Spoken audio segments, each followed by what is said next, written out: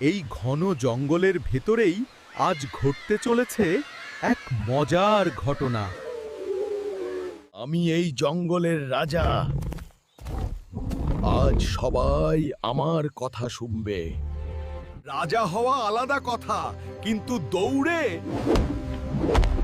আমি সবাই হারাতে পারি। তোমরা দৌড়াও আর গর্জাও, আমি শুধু জড়িয়ে ধরলেই খেল খতম।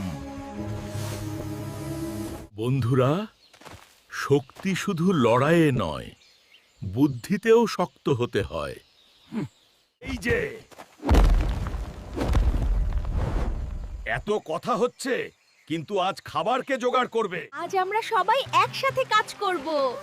এই তো মজা। এভাবেই হওয়া উচিত।